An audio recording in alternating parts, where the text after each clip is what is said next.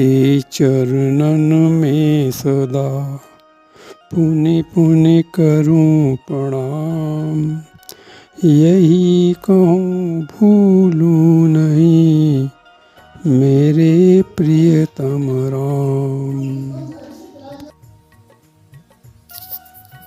इसी भारत में एक समय ऐसा भी था जब लोग अपने बुजुर्गों के पास बैठा करते थे, उनके अनुभव लिया करते थे, क्योंकि वे जानते थे कि हमारे बुजुर्ग जब इस संसार से चले जाएंगे तो फिर लौट कर आने वाले नहीं हैं।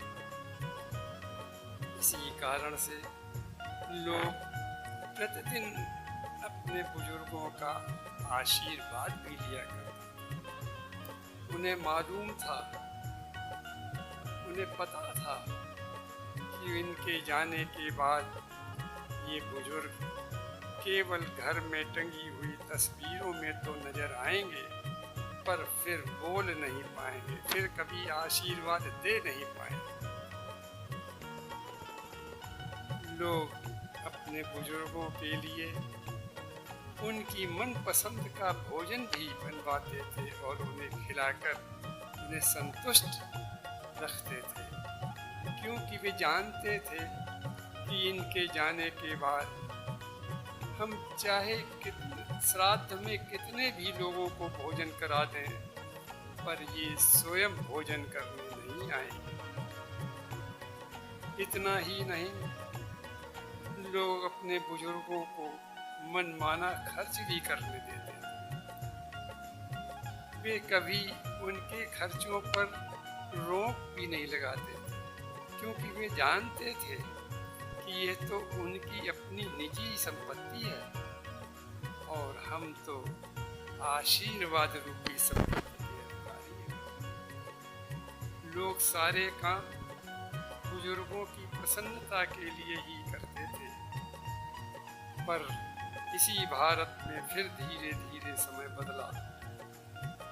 बदलते समय में धार्मिक आयोजन तो बहुत बढ़े, पर बुजुर्गों की स्थिति अत्यंत दयनीय होती चली। नई पीढ़ी ने बुजुर्गों का अपमान करना प्रारंभ कर दिया। बुजुर्ग अपने ही घर में पराये लगने लगे। यहाँ तक कभी कभी वे इतने दुखी हो जाते थे या दुखी होने लगे कि वो अपनी मृत्यु की याचना भगवान से किया करते। इतना ही नहीं, नई पीढ़ी ने उन्हें वृद्धाश्रम जाने को भी विवश किया। वृद्धाश्रम जाने के लिए विवश करने लगे।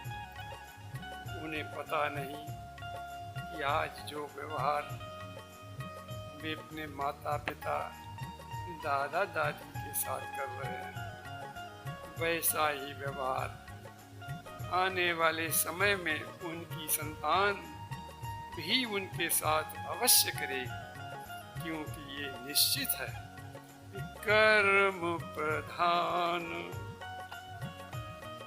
विश्व करी राखा।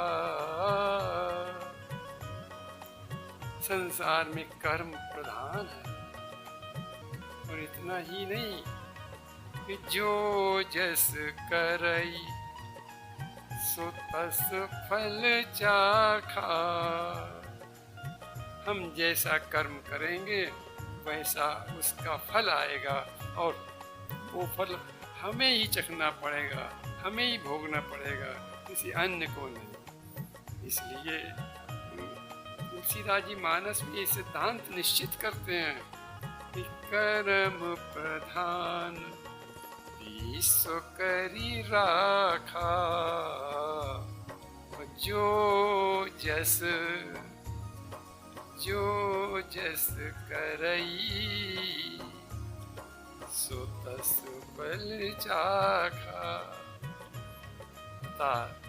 ऐसे कर्म करो और सोचो कि आज हम जो कर रहे हैं उसका फल हमें ही भोगना पड़ेगा, किसी अन्य को भोगना नहीं पड़ेगा।